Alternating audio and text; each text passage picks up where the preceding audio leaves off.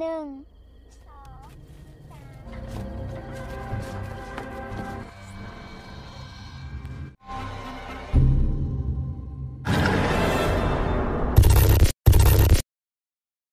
Halo pengguna YouTube yang terhormat, selamat datang. Di video kali ini kita akan membahas alur film Inhuman Kiss tahun 2019. Film ini dari negara Thailand. Hap, Sawadee-hap, Manghap, Manghap. Ya, kisah asmara antara seorang manusia dan sehantu kuyang. Apakah kisah cinta mereka melebihi kisahnya Romeo dan Juliet, serta konflik dan huru-hara apa saja yang mereka hadapi? So, let's get to the movie. Film dimulai dengan adanya 4 bocil kematian yang melewati sawah-sawah. Ternyata mereka mau ke sebuah rumah kosong yang letaknya di dalam hutan. Usut punya usut, di rumah itu ada sebuah peti terbengkalai yang berisi kepala wanita bernama Nual. Dan sekarang dia dikenal sebagai hantu penjaga rumah itu. Di sini kita tahu bahwa 4 bocil itu bernama Noi, Jer, Sai, dan Ting. Tepat di depan rumah itu mereka asik bermain petak umpet. Yang jaga adalah si Ting, tapi bukan Ayu Ting Ting.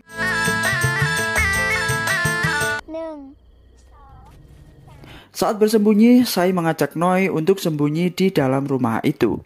Walaupun Noi ini sebenarnya adalah bocil penakut, dia mau diajak ke sana. Sesampainya di dalam, Sai mengajak Noi berpencar. Tapi sebelum itu, Sai memberi sebuah jimat pelindung. Lalu Sai melihat peti yang dimaksud oleh orang-orang itu. Sai harap-harap cemas. Ia takut di dalamnya ada kepala orang atau ya setidaknya ada beras bansos lah ya yang disembunyikan. Tapi ternyata kok kosong. Tapi saudara-saudara, cerita itu memang benar adanya.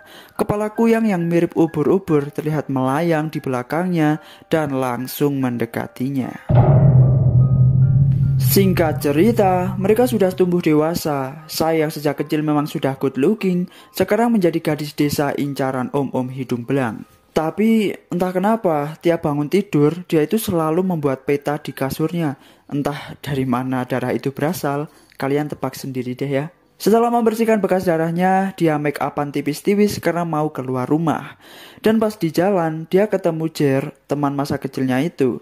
Jer ini ngajak saya ke lapangan, tapi saya mau pergi ke klinik karena saya ini sekarang menjadi seorang perawat selama sekolah itu ditutup. Selama perjalanan mereka ini ngobrol dan saya ini tanya kepada Jer kapan mereka bisa kembali sekolah. Lalu Jer menjawab kalau perang di Bangkok sudah selesai. Jer ini sepertinya naksir sama saya. Setibanya di klinik, ternyata dokternya itu sedang pergi karena mereka dipanggil ke Bangkok untuk mengobati para tentara yang dalam peperangan itu. Lalu saat mereka asik berduaan, ada pasien datang.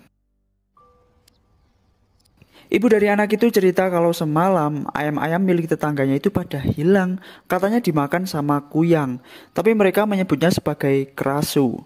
Ibu itu menyarankan untuk menutup pintu dan jendela di saat malam hari. Dan entah kenapa saya ini tiba-tiba terdiam.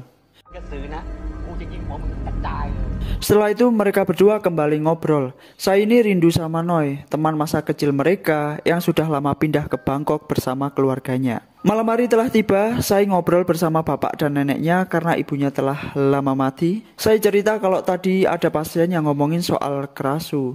Ternyata ayahnya saya ini memang sudah bersiap-siap untuk memburu kerasu itu. Tak lama kemudian, Ting, teman masa kecilnya, menghampiri saya. Dari keempat bocil kematian tadi, hanya Ting yang sudah tidak ting-ting lagi. Karena dia sudah punya seorang bayi. Namanya adalah Dum.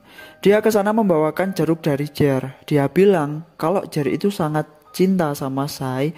Apalagi Jer itu tampan dan kaya. Pasti saya bisa kecipratan hartanya. Pasti saya akan kecipratan hartanya. Setelah di dalam kamar, ia mulai menutup jendelanya dan lanjut tidur. Tapi pagi harinya tiba-tiba dia mimpi soal peti di rumah kosong itu dan sekilas melihat sosok kerasu. Saat dia bangun, tiba-tiba kamarnya itu acak-acakan gitu kayak habis kemalingan. Dan entah saking suburnya bagaimana ya saya ini, di spraynya itu banyak darah lagi guys. Tapi kini di dadanya juga berbekas merah. Dia sendiri bingung kenapa bisa seperti itu. Karena dia terus kepikiran dengan mimpinya soal peti itu. Pada sore harinya, dia mengajak Jer buat ke sana. Dan tiba di sana pas udah malam hari. Jer ketakutan dan ngajak saya ini buat pulang. Tapi tiba-tiba mereka bertemu teman masa kecilnya, yaitu Noi. Nói.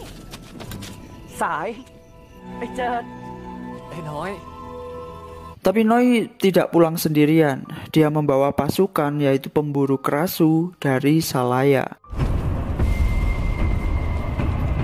Ketua pemburu yaitu Tat bilang kalau mereka terlambat karena kerasu sudah menghabisi hewan ternak mereka. Jika kerasu meludahi seseorang dan itu adalah wanita, maka si wanita itu bakal jadi kerasu juga. Tapi kalau cowok, maka dia akan kesakitan dan kerasu dapat memakan organ dalamnya. Mereka juga menunjukkan contoh kerasu yang berhasil mereka tangkap. Meski begitu, ayah Sai ini seperti tidak suka dengan kedatangan mereka ke sana. Sai mengantar Noi untuk menginap di klinik karena Noi sekarang adalah seorang gelandangan. Dia cerita kalau sebenarnya kepulangan ia ke sana adalah karena kedua orang tuanya Noi ini meninggal terkena serangan bom di Bangkok saat terjadinya perang. Noi ini juga baru saja diterima di sekolah kedokteran. Cocok sekali dengan Sai yang menjadi seorang perawat. Belum selesai curhat nih guys, Jer dan Ting ini tiba-tiba masuk. Jer membawakan baju dan peralatan mandi untuk Noi. Mereka sangat asik menceritakan masa kecil mereka. Lalu tiba-tiba ayahnya Sai ini masuk. Dia menyuruh Jer buat nganterin anaknya pulang dan mau ngobrol 6 mata dengan Noi. Saat Jer mau nganterin Sai pulang, dada Sai ini tiba-tiba cenut-cenut, nggak tahu kenapa ya. Dan dia menolak buat dianterin. Sedangkan di dalam, ayah Sai ini tanya sama Noi, apakah orang-orang tadi itu beneran pemburu hantu, bukan penjahat? Noi pun tidak yakin karena dia mengundang mereka ke desa itu supaya dia juga bisa ikut pulang dari Bangkok. Dia bahkan juga tidak tahu apakah emang ada kerasu atau tidak di desa itu. Hal tersebut yang membuat ayah Sai ini murka. Tibalah di pagi hari, seperti biasa, kasurnya Sai ini berdarah. Bahkan dia juga sampai muntah darah gitu, dan dadanya memerah lagi. Saat dia keluar rumah, warga digegerkan dengan kematian sebuah kerbau yang diduga dimakan kerasu. กระสือเหรอน้อย Kemudian mereka berdua mencari Jer yang ternyata sedang latihan menembak karena mau ikut juga berburu kerasu. เจอไปก่อนนะ Sai dan Noi kembali ke klinik. Diam-diam Sai ini mengambil salep. Dan setibanya di rumah, ia segera mengoleskannya ke dadanya yang semakin memerah dan berurat layaknya bakso urat. Saat itu juga dari luar Jer ini menyuruh Sai buat nutup jendela karena mereka bersiap untuk melakukan perburuan.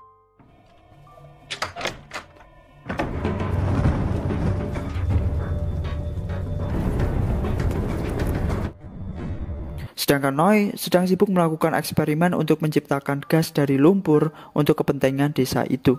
Tapi saudara-saudara, tiba-tiba Sai ini seperti kesurupan. Dia menggeliat keenakan, maksudnya menggeliat kesakitan, terutama di daerah dadanya. Dan dengan sekejap, dia berubah menjadi kerasu alias kuyang. Hal pertama yang ia lakukan adalah menggondol bayinya Ting, bestinya sendiri. Langsung suaminya Ting ini memanggil para pemburu hantu itu, dan setelah ditembaki beberapa kali, akhirnya bayinya itu dilepas juga dengan keadaan selamat. Sementara itu, saat Noi ini meletok-meletok di lumpur ya guys, dia melihat seberkas cahaya merah di atasnya. Ia langsung mengejarnya dan menuju ke rumahnya Sai. Setelah ia memanjat tangga, betapa terkenyutnya dia ketika tahu bahwa Sai lah yang selama ini menjadi kerasu alias kuyang, kurang kasih sayang.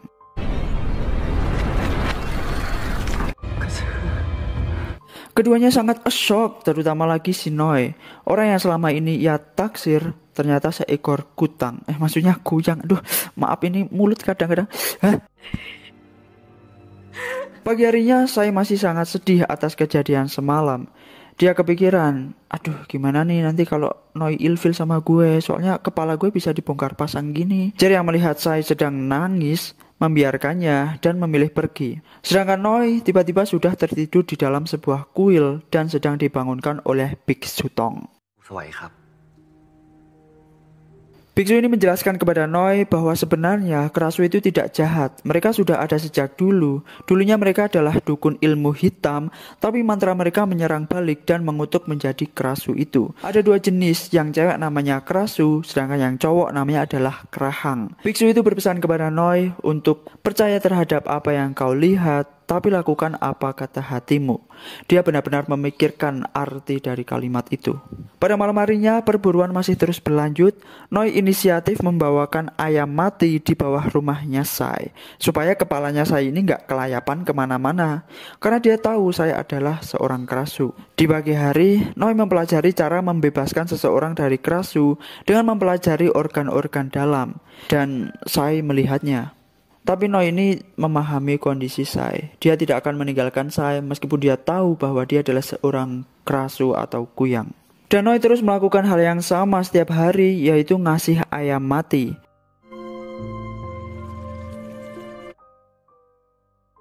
Jer pun tiap kali berburu selalu melihat ke arah jendela kamar Sai. Mungkin saja dia pengen ngintip kali ya. Sudah 1 bulan ini warga adem ayem karena tidak melihat kerasu lagi. Tapi entah kenapa, Jer ini terlihat gelisah. Mungkin saja dia sedang memikirkan cicilan pinjol. Saya butuh uang, Mami. Noi ingat perkataan biksu kalau kerasu itu bisa dicegah transformasinya dengan memakan tanaman herba kerasu. Dan Noi mencoba mencari tanamannya di dekat rumah kosong itu. Pagi harinya ada seorang anak kecil yang berobat ke klinik. Noi dan Sai sangat ramah mengobatinya. Dan tak lama kemudian Jer datang. Dia cemburu sama mereka berdua. Kamu sudah menghancurkan hati. Tapi Jer ini tetap baik sama Sai. Orang namanya juga cinta ya kan. Dia ngasih minum ke Sai. Tapi sisa minumnya itu malah diminum sama bocil itu tanpa sepengetahuan Sai. Dan benar saja saudara-saudara, pada malam harinya bocil itu berubah jadi kerasu karena udah terkontaminasi air liurnya Sai yang lebih berbisa dari liur kobra. Dengan segera kerasu bocil itu langsung ditembaki oleh para pemburu. Dan saat proses kremasi jenazah, Tat ini tanya sama orang tuanya si bocil apa yang sebenarnya terjadi sehingga anaknya bisa jadi kuyang. Lalu ibunya itu bilang kalau anaknya habis dari klinik dan ditangani oleh Noi dan Sai. Dan sejak saat itu Tat ini mulai curiga pada Sai. Jangan-jangan.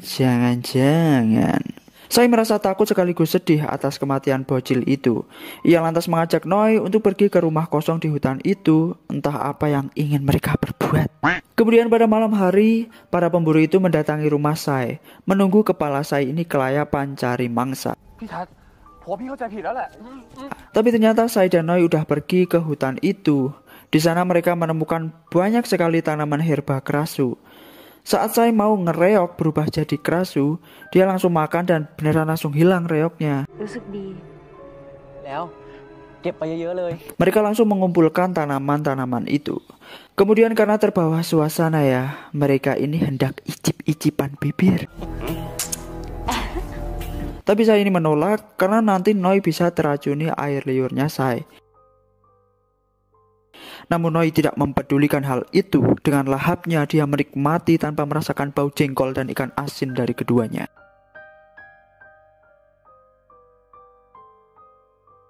Tapi saudara-saudara, saat sedang nyenuk berdua, para pemburu dan Jer menghampiri mereka. Jer yang sangat sakit hati langsung menghajar Noi. Kamu sudah mengkhianati cintaku. Sementara Sai lari ke dalam rumah itu dan dikejar oleh para pemburu. Di dalam sana Sai kerasukan arwah penunggu peti itu, dan dia pun berubah jadi kuyang.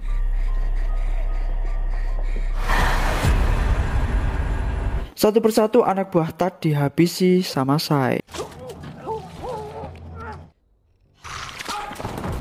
Saat Tat ingin menembak kerasunya Sai, Jer ini menghalanginya. Tapi setelah Sai berubah jadi manusia lagi, Tat dan Jer ini hilang entah kemana. Keesokan harinya, warga digegerkan dengan kematian secara mengenaskan para pemburu hantu itu dan beberapa warga yang ikut memburu. Tiba-tiba Tat ini datang dengan membawa Jer. Di rumah, saya sedang membungkus tanaman herba kerasu itu buat jaga-jaga di hari-hari berikutnya. Beralisin, Jer sedang dalam masa penyembuhan dan mereka semua berkumpul di rumahnya Jer. Tat menjelaskan apa yang sebenarnya terjadi dan ayahnya saya tanya, sebenarnya siapa sih yang selama ini menjadi kerasu? Dan dengan tegas Tat ini bilang, yo anakmu kui cok. No yang menguping pembicaraan mereka segera pergi untuk mengabari saya. Tapi di jalan, dia jatuh kesakitan karena efek dari perbuatan nista bersama saya kemarin.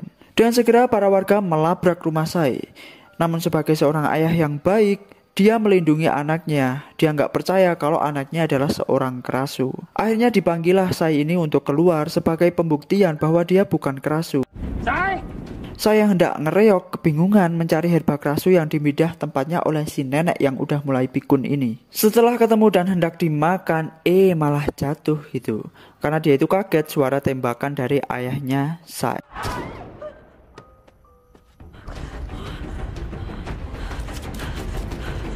Warga di luar sangat tidak sabar menunggu saya keluar. Karena tak kunjung datang, mereka mengira ayahnya saya ini bohong dan hendak membakar rumahnya. Tapi tiba-tiba saya ini keluar. Dia bilang habis mandi makanya lama. Ngapain tuh mandi lama-lama? Tat kembali meyakinkan warga kalau saya ini adalah seekor kerasu dengan menanyakan kepada Jer tentang apa yang semalam mereka lihat. Jer yang kebingungan mau bilang apa langsung dipotong oleh saya. Dia bilang kalau semalam Tat dan anak buahnya ingin mencoba memperkeosnya di rumah kosong itu. Lalu ia diselamatkan oleh Jer.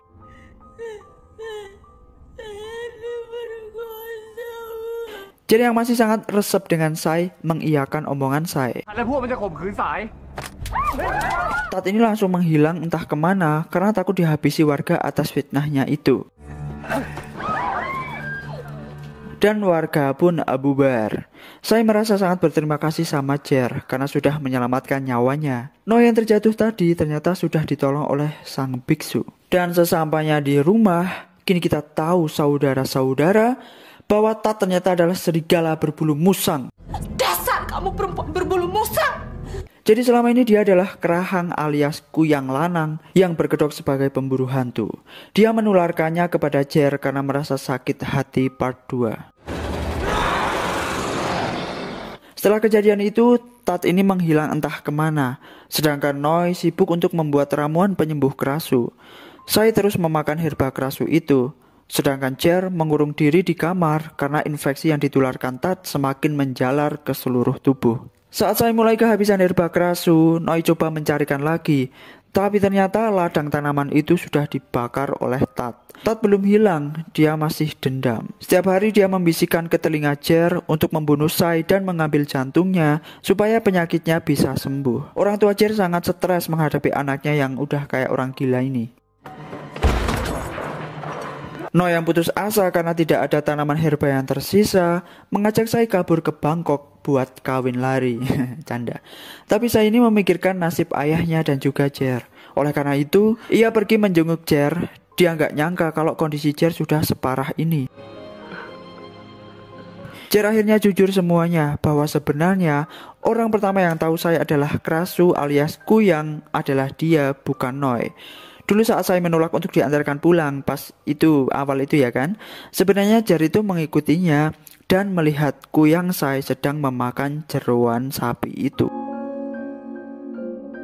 Itulah sebabnya Jer bergabung dengan para pemburu hantu itu karena untuk menyesatkan mereka. Dan selama ini dia terlihat gelisah bukan karena mikirin tagihan pinjol, melainkan mikirin nasibnya Sai, orang yang paling dia cinta. Dia jujur bahwa tiap kali dia melihat Sai bersama Noi, dia itu nyeri hati atau mamang. Untuk saat ini dia hanya meminta agar Sai tidak meninggalkannya. Begitupun ayahnya, ia sangat menyayanginya. Noi kembali ke kuil untuk menemui biksu sekalian pamitan mau ke Bangkok dan tanya lagi soal kerasu dan kerahang. Lalu biksu itu meneruskan bahwa dulunya awal mulanya adalah kerasu dan kerahang hidup bahagia. Tapi kerasu ini karena sedikit gatel ya guys, dia jatuh cinta dengan manusia sampai hamidun. Lalu mereka kawin lari tapi berhasil dicegah oleh kerahang dan si kerahang ini membunuh lelaki itu. Serta kerasu juga ikut dibunuh karena sakit hati. Dan kerahang kerahang mengambil jantungnya. Dan dia mewariskan dendamnya itu secara turun-temurun. Oleh karena itu, kalau Jer pengen sembuh dari penyakitnya, ia harus mengambil jantungnya Sai dan menghancurkannya, karena sekarang Jer adalah seorang kerahang. Beralih scene pada malam harinya, saat Noi dan Sai bersiap-siap untuk pergi, ayah Sai malah mengajak Sai ikut ke lapangan karena ada perburuan kerasu besar-besaran. Semua warga berkumpul di sana. Sai, Di saat yang bersamaan, dada Noi dan Sai tiba-tiba sakit. Di sisi lain, Tat terus membisiki Jer untuk mengambil jantungnya Sai. Dan hal yang tidak diinginkan terjadi, saudara-saudara, Sai berubah jadi kuyang. Ayahnya Sai ini sangat terkenyut melihat anaknya. Semua warga kini tahu kalau Sai memang seorang kerasu. Begitu juga dengan Jer, dia juga berubah menjadi kerahang seutuhnya. Di lapangan terjadi kekacauan. Beberapa warga mengejar kerasu itu, sedangkan warga yang lain hendak membakar badannya Sai. Namun dengan sekuat tenaga, ayahnya Sai ini melindungi badannya Sai. Lalu, tiba-tiba Jer dan Tat ini mendatangi mereka dan langsung menangkap kepalanya Sai. Saat Jer mau mukul kerasu Sai, Noi datang dan meyakinkan dia kalau itu adalah Sai. Jer akhirnya sadar dan malah nyerang Tat. Terjadilah pergelutan di antara mereka. Namun Jer yang notabene masih magang sebagai kerahang kurang kuat dan berhasil diambil jantungnya oleh Tat. Ini sedih banget guys.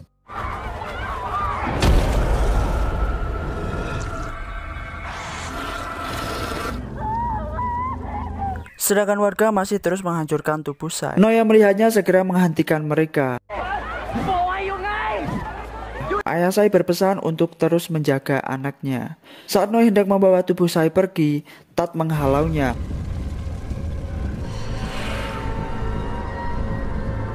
Namun dengan segera kerasu itu menggondolnya ke atas.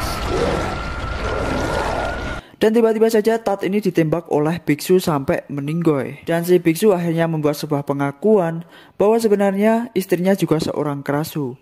Dulunya sebelum jadi biksu, ia juga sering khawatir apabila orang-orang memburu istrinya. Oleh karena itu, dia menyegel kerasu istrinya di rumah kosong itu.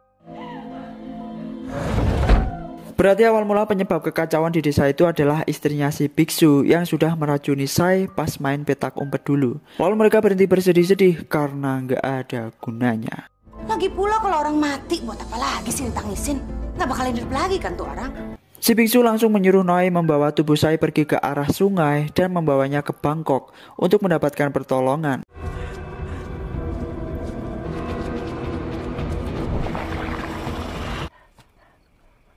Noi dan kerasu Sai sangat sedih karena cintanya tidak dapat bersatu. Dan mereka melakukan muah-muah untuk yang terakhir kali karena Noi ingin mencicipi gimana sih rasanya ludah kuyang.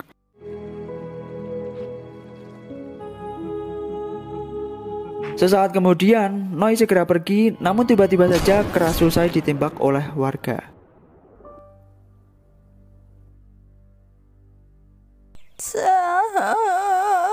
Noi sangat terkenyut dan kecewa dengan dirinya sendiri karena gagal menjaga Sai.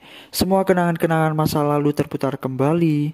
Sai kecil yang begitu polos. 4 serangkai yang dulu selalu bersama kini harus bercerai. Cita-cita Sai untuk menjadi perawat harus kandas. Dan janji-janji mereka yang tak akan mungkin tertepati mengakhiri film ini. Pesan dari film ini adalah jangan bermain petak umpet di rumah kosong, takutnya ada kuyang. Tapi kalau cantik gak apa-apa sih. Gue Danang izin pamit dan undur diri, dan sampai jumpa di alur film berikutnya.